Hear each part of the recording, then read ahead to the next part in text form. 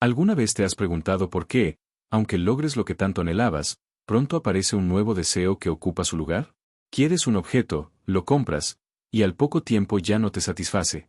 Sueñas con alcanzar una meta, la alcanzas, y pronto surge otra aún más grande. Es como perseguir un horizonte que nunca se alcanza, cuanto más corres, más se aleja. El budismo enseña que esta es la raíz del sufrimiento humano, el deseo incesante que nunca se sacia. No es que el deseo sea malo en sí mismo, sino que al identificarnos con él, vivimos en un estado constante de carencia. Siempre falta algo. Siempre parece haber un vacío que llenar. Y ese vacío se convierte en un abismo imposible de colmar. El taoísmo nos recuerda que el mundo natural fluye sin esfuerzo, que la flor florece sin desear ser otra cosa, que el río corre sin ansiar llegar más rápido al mar. Pero el ser humano, atrapado en la mente del ego, vive luchando contra la vida misma. En lugar de descansar en lo que es, nos obsesionamos con lo que falta. Los estoicos también lo vieron con claridad. Séneca escribió: ningún hombre es pobre si se conforma con lo que tiene, pero aquel que vive deseando más, es el más miserable de todos. Para los sabios antiguos, la libertad no estaba en tenerlo todo, sino en no ser esclavos de un deseo que nunca se detiene. Este video es una invitación a mirar de frente la trampa del deseo, a descubrir por qué siempre queremos más, por qué nunca basta, y cómo podemos salir de esa rueda interminable. Aprenderemos que el deseo, cuando no se observa, se convierte en un amo tirano, pero cuando se comprende, puede transformarse en un maestro que nos conduce hacia la verdadera plenitud. Quédate hasta el final, porque allí exploraremos la enseñanza más liberadora, que lo que realmente llena no se encuentra en lo que persigues fuera, sino en el silencio sereno de tu interior. Enseñanza 1: el deseo como ilusión de plenitud. El deseo se presenta siempre con una promesa: cuando lo consigas, serás feliz. Nos hace creer que la satisfacción está a un paso, que nuestra vida será completa si obtenemos aquello que tanto anhelamos. Pero lo que rara vez vemos es que, una vez alcanzado, el deseo se disuelve como humo, dejando tras de sí un nuevo vacío que exige ser llenado con otro objeto, otra meta, otra experiencia. El budismo enseña que este ciclo es la raíz del sufrimiento. El deseo no busca la plenitud, busca perpetuarse. Se disfraza de felicidad, pero en realidad nos ata a una cadena interminable. Es como beber agua salada: cuanto más bebemos, más sed sentimos. Lo que parecía un alivio se convierte en una nueva carencia. El taoísmo nos muestra esta verdad con la naturaleza como espejo. Observa un árbol, no anhela crecer más rápido ni convertirse en otro ser. Simplemente crece según su ritmo, en armonía con lo que es. El ser humano, en cambio, rara vez se permite ser. Creemos que la vida empieza cuando logre aquello, cuando consiga esto otro. Y así nos condenamos a vivir siempre en el mañana, olvidando que la vida solo existe en el ahora. Los estoicos lo sabían bien. Epicteto decía: la riqueza no consiste en tener muchas posesiones, sino en tener pocas necesidades. La verdadera abundancia no surge de acumular, sino de comprender que lo esencial ya lo tenemos. El deseo, cuando no se cuestiona, nos mantiene esclavos. Pero cuando lo reconocemos como ilusión, descubrimos que no necesitamos tanto para vivir en paz. En la vida práctica, esta trampa del deseo se manifiesta constantemente. Compras algo nuevo y, por unos días, sientes la emoción de poseerlo. Pero pronto deja de ser especial, y aparece la necesidad de otra cosa. Logras un objetivo personal o profesional, y aunque lo celebras, en el fondo surge la sensación de que aún falta más. Es un ciclo sin fin. El deseo no descansa, porque su naturaleza es mantenernos en movimiento, no llevarnos a la meta. El problema no es desear. El problema es creer que el deseo es el camino a la plenitud. Porque la plenitud no está en lo que obtienes, sino en la conciencia con la que vives lo que ya tienes. La primera clave, entonces, es desenmascarar esta ilusión, comprender que el deseo promete felicidad, pero lo que ofrece es apenas un alivio temporal que pronto desaparece. Solo desde esa claridad podemos empezar a relacionarnos de otra manera con él. En la siguiente enseñanza veremos cómo el deseo se alimenta del ego, y cómo éste lo utiliza para mantenernos atrapados en la insatisfacción permanente. Enseñanza 2: el deseo como alimento del ego. El ego es hábil para disfrazarse. Rara vez se muestra de frente, pero siempre busca maneras de sostener su existencia. Una de sus herramientas más poderosas es el deseo. Cada vez que anhelamos algo con desesperación, el ego susurra: cuando lo tengas, serás más completo. Cuando lo logres, serás alguien. Cuando lo consigas, tendrás valor. Así, el deseo no es solo un impulso natural, sino el combustible con el que el ego mantiene su narrativa de carencia y de insuficiencia. El budismo enseña que el ego es una construcción mental, un conjunto de pensamientos y recuerdos que hemos confundido con nuestra identidad. El deseo lo fortalece porque lo alimenta con comparaciones y con la ilusión de permanencia. Si deseas un objeto, el ego dice, eso eres tú, porque eso te distingue.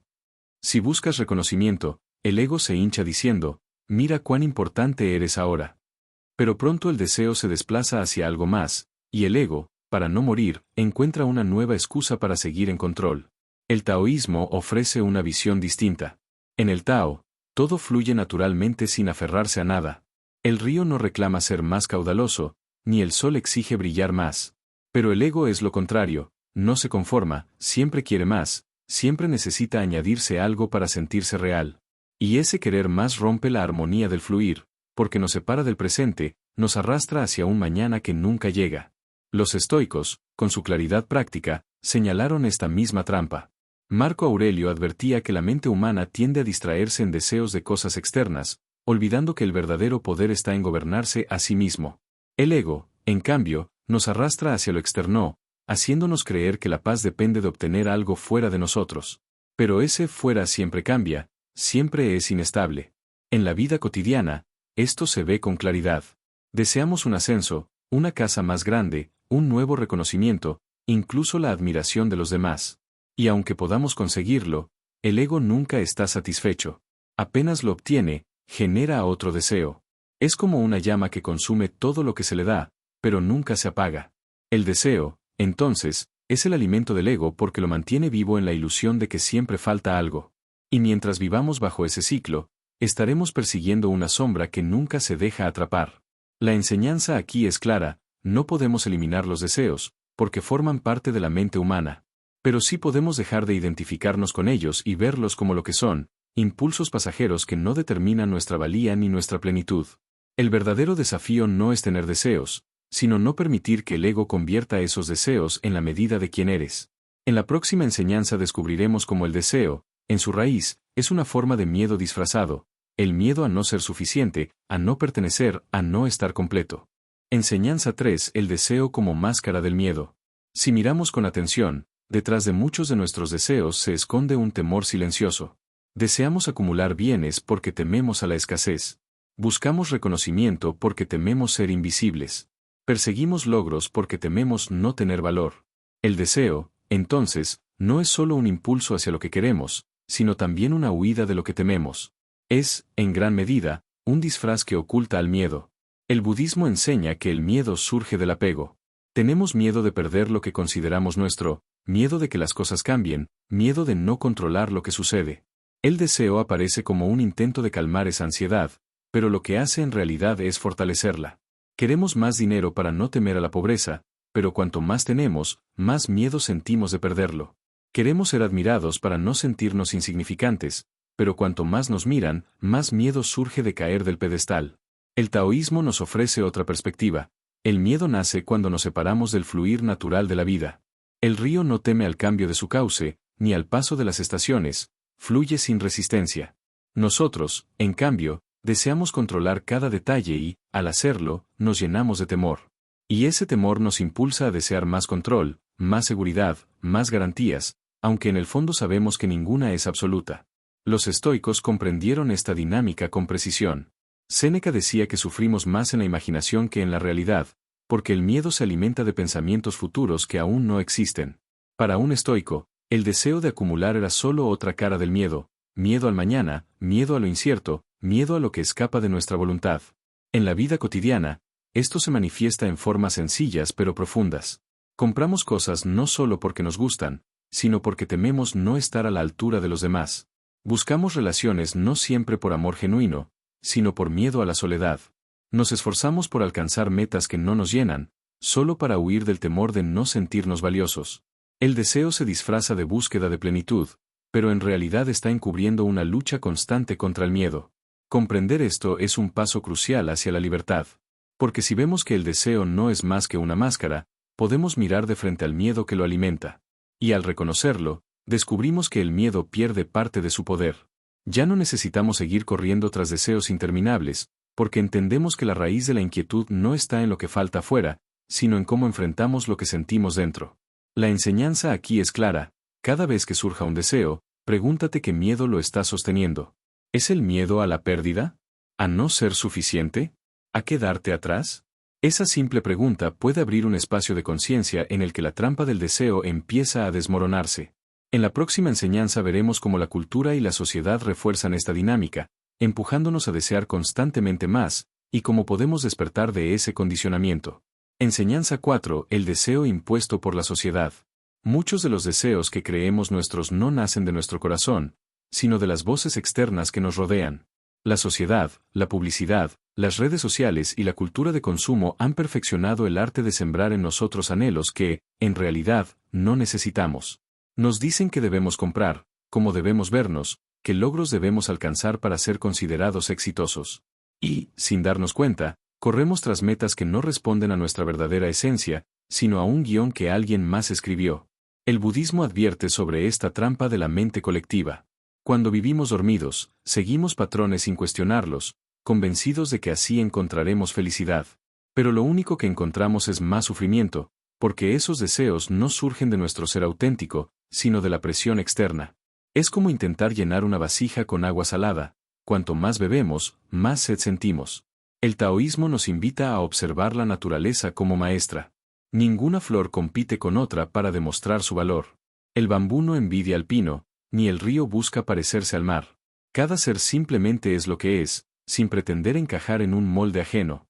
En cambio, nosotros nos forzamos a seguir estándares de belleza, éxito y riqueza que nunca terminan. La suavidad del Tao nos enseña que la verdadera armonía no surge de satisfacer lo que el mundo exige, sino de escucharnos en silencio para descubrir lo que realmente necesitamos. Los estoicos también lo señalaron con claridad. Marco Aurelio decía: esclavo no es solo aquel que obedece a un amo, sino quien se deja gobernar por sus deseos. Y cuando esos deseos ni siquiera son nuestros, sino impuestos por la sociedad, nuestra esclavitud se vuelve doble. Creemos ser libres porque elegimos, pero en realidad estamos siguiendo impulsos sembrados por otros. En la vida cotidiana, esta trampa se manifiesta constantemente. Deseamos un teléfono más nuevo no porque lo necesitemos, sino porque la publicidad nos hace creer que el anterior ya no sirve. Queremos ropa de marca no por abrigo, sino porque buscamos validación. Buscamos un ascenso no porque amemos lo que hacemos, sino porque nos han dicho que ser alguien significa subir siempre más alto. Vivimos corriendo en una carrera que no diseñamos nosotros. Reconocer que muchos de nuestros deseos son condicionamientos externos es liberador. Porque al verlos con claridad, dejamos de seguirlos automáticamente. Comenzamos a preguntarnos: ¿realmente necesito esto? ¿O solo me dijeron que lo necesito? Esa pregunta es un acto de rebeldía, pero también de sabiduría. La enseñanza aquí es profunda: la sociedad alimenta al ego porque necesita mantenernos insatisfechos para seguir funcionando. Pero cuando despertamos a esta realidad, podemos empezar a elegir con libertad qué deseos realmente tienen sentido para nosotros y cuáles podemos dejar pasar como humo. En la siguiente enseñanza exploraremos cómo el deseo, al volverse interminable, nos roba lo más valioso que tenemos, el presente. Y cómo recuperar el ahora es el camino para liberarnos de su trampa. Enseñanza 5. El deseo y la pérdida del presente. El deseo tiene un efecto silencioso pero devastador. Nos arranca del único lugar donde la vida realmente ocurre, el presente. Nos proyecta siempre hacia adelante, hacia un futuro en el que supuestamente encontraremos la satisfacción que ahora nos falta. Pero ese futuro nunca llega, porque cuando lo alcanzamos ya se ha convertido en otro deseo, en otra meta, en otra promesa que vuelve a posponer la plenitud. El budismo enseña que la mente humana es como un mono inquieto que salta de rama en rama, incapaz de quedarse quieto. El deseo es la rama favorita de ese mono, lo mantiene en movimiento constante, siempre persiguiendo algo que aún no existe. Y mientras tanto, el instante presente, que es el único que puede ofrecernos verdadera paz, se nos escapa sin ser vivido. El taoísmo, en cambio, nos invita a regresar a la fluidez natural de la hora. El río no sueña con llegar antes al mar. Cada tramo de su recorrido es completo en sí mismo. El viento no anhela soplar más fuerte, simplemente danza con las formas que encuentra a su paso. Solo el ser humano vive atrapado en el mañana, y al hacerlo se desconecta de la frescura de la vida. Los estoicos lo señalaron con contundencia.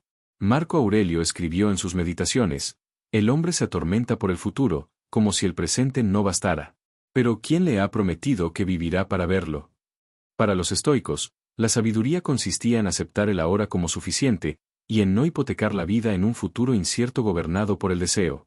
En lo cotidiano, esto se refleja en escenas simples. Comemos una comida deliciosa pensando en la siguiente. Trabajamos para conseguir algo, sin disfrutar lo que ya tenemos. Estamos con alguien amado, pero en la mente aparece la idea de lo que aún falta o de lo que podría mejorar. El deseo convierte el presente en un simple puente hacia el futuro, y así nos priva de la única riqueza real, este instante. La enseñanza aquí es clara: el deseo roba la vida porque nos hace creer que lo valioso está en otra parte. Nos convierte en peregrinos eternos que nunca llegan a casa. Pero la verdad es que la casa siempre estuvo aquí, en este momento, en este respiro, en esta experiencia que estamos viviendo ahora mismo. Recuperar el presente es el primer acto de liberación frente al deseo. No significa renunciar a los sueños ni a los planes, sino dejar de creer que la vida empieza cuando se cumplan. La vida ya está aquí, esperando a ser vivida en su plenitud sencilla. En la próxima enseñanza exploraremos cómo podemos transformar el deseo, en lugar de reprimirlo, y convertirlo en un camino hacia la gratitud y el crecimiento interior. Enseñanza 6. Transformar el deseo en gratitud. El deseo, cuando se observa con atención, no tiene por qué ser un enemigo. En lugar de reprimirlo o luchar contra él, podemos transformarlo. El secreto está en cambiar la dirección de su energía, pasar de querer lo que no tenemos a valorar lo que ya está presente. Esa transformación se llama gratitud.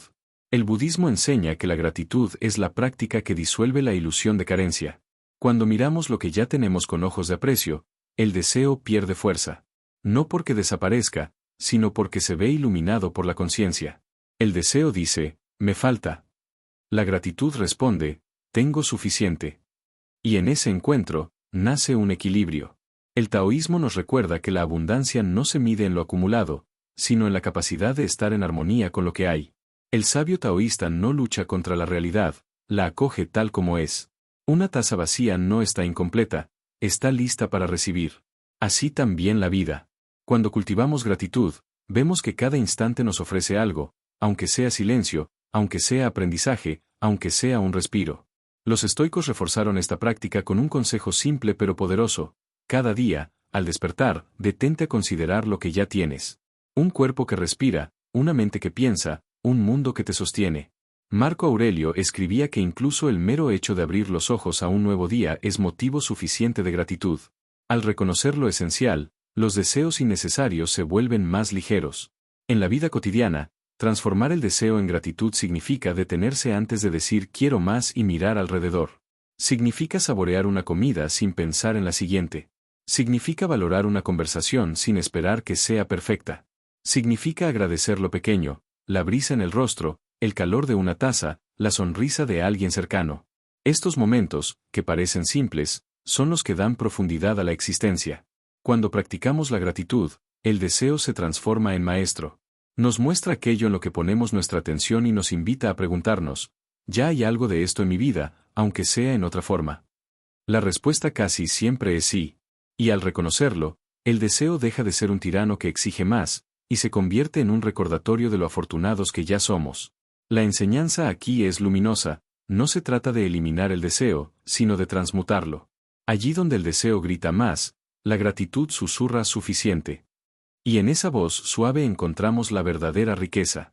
En la próxima enseñanza veremos cómo, al comprender todo lo anterior, podemos dar el paso final, liberarnos de la necesidad de perseguir y aprender a simplemente ser. Enseñanza 7. El arte de simplemente ser.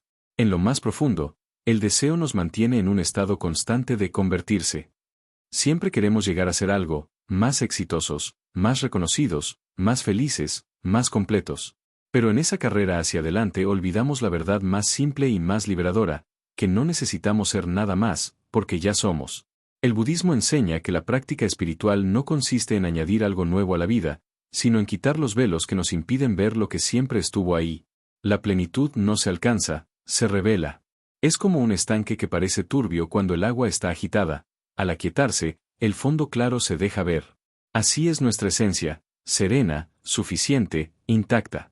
El taoísmo expresa esta verdad a través del principio del Wu Wei, que significa actuar sin forzar, vivir sin empujar, existir en armonía con el fluir natural de las cosas. El sabio taoísta no busca ser alguien distinto, sino alinearse con lo que es. En ese estado, el deseo pierde poder, porque el ahora se convierte en un lugar completo, sin necesidad de añadidos. Los estoicos, en su lenguaje práctico, lo describieron como aceptar la vida tal como se presenta. Epicteto decía, no busques que los acontecimientos ocurran como quieres, sino desea que ocurran como ocurren, y tu vida fluirá serena.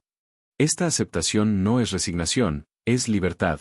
Es comprender que la verdadera fuerza no está en cambiarlo todo, sino en habitar plenamente lo que ya es. En la vida cotidiana, el arte de simplemente ser puede sonar sencillo, pero es profundamente transformador.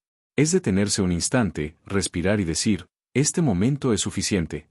Es mirar el cielo sin esperar que sea más azul, escuchar el silencio sin llenarlo de ruido, abrazar a alguien sin pensar en cuánto durará.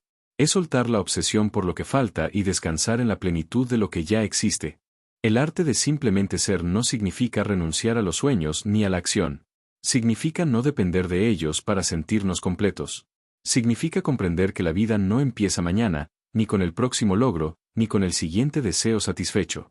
La vida está aquí, en este instante, y en este instante somos completos. La enseñanza final es clara, el deseo nos mantiene siempre en el cuándo. Cuando consiga esto, cuando logre aquello, cuando alcance más. El arte de simplemente ser nos devuelve a la hora, el único lugar donde la vida sucede y donde la plenitud se hace real. En la conclusión reuniremos todo este viaje para comprender cómo la trampa del deseo se disuelve cuando dejamos de correr tras ilusiones y nos permitimos descansar en la libertad del presente. Hemos recorrido un camino interior que no busca condenar al deseo, sino comprenderlo. Porque solo lo que se comprende puede transformarse. El deseo, cuando se observa sin juicio, revela su verdadera naturaleza, no es un enemigo, sino un mensajero. Nos muestra donde hemos confundido la plenitud con la obtención, donde hemos creído que la felicidad se encuentra en lo que falta, y no en lo que ya es. El budismo nos enseñó que el deseo sin conciencia se convierte en sufrimiento, porque nos mantiene persiguiendo sombras. Pero cuando lo observamos con claridad, deja de dominarnos. Podemos desear sin apegarnos, aspirar sin perder la calma, actuar sin quedar atrapados. Esa es la esencia de la sabiduría, vivir en el mundo sin ser poseídos por él. El taoísmo nos recordó que la vida no se trata de forzar, sino de fluir. El agua no lucha por su forma, se adapta, se acomoda, y aún así nunca pierde su esencia. Así también nosotros, cuando soltamos la necesidad de controlar, descubrimos que la vida tiene un ritmo propio, más suave, más sabio, más real que cualquier meta impuesta por la mente. Y los estoicos nos mostraron que la verdadera libertad no está en obtenerlo todo, sino en no depender de nada. Marco Aurelio lo resumió en una frase inmortal: la felicidad de tu vida depende de la calidad de tus pensamientos. Si nuestros pensamientos están dominados por el deseo, viviremos en ansiedad. Pero si están guiados por la gratitud y la aceptación, viviremos en paz. Cuando comprendemos esto, el deseo deja de ser una trampa y se convierte en una puerta hacia la conciencia. Ya no necesitamos correr tras cada anhelo, porque descubrimos que nada externo puede ofrecernos lo que ya habita dentro: el silencio, la calma, la plenitud. Quizás la enseñanza más profunda sea esta: lo que buscas no está allá afuera. Lo que anhelas, en realidad, es descansar de la búsqueda. Y eso solo ocurre cuando dejas de correr y te permite ser. Así que, la próxima vez que sientas el impulso de perseguir algo más, otro logro, otro reconocimiento, otra promesa de felicidad, haz una pausa. Respira. Observa el deseo sin seguirlo. Pregúntate, ¿esto nace del miedo o del amor? Si nace del miedo, déjalo ir. Si nace del amor, actúa con serenidad, sin perder la paz. La libertad no llega cuando lo tienes todo, sino cuando comprendes que no necesitas nada más para estar completo. Ese es el verdadero fin del deseo. Y si estas palabras resonaron contigo, no las tomes como una idea más, sino como una práctica diaria: estar aquí, en calma, agradecido, consciente. Porque en el silencio de la hora, ya estás donde siempre quisiste llegar.